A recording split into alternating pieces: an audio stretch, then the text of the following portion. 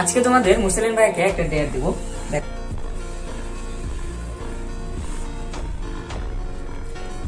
এটা থেকে নির্ণয় করতে হবে টাইম হচ্ছে, তো চলো দেখি তোমাদের মুসলিম ভাই এটা করতে পারে কিনা।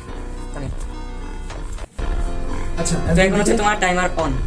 সংখ্যা পাবো তাহলে C4 H10 ক্লোরিন যুক্ত করবো, ফেরাস দিব 550 বা 450 ডিগ্রি সেলসিয়াস তাপমাত্রা দিব, তাহলে C4 H9 Cl উৎপন্ন হবে। আবার C4 H9 Cl এর সাথে সোডিয়াম যুক্ত করবো এবং শুষ্কই থাকবে ড্রাই দিলে C4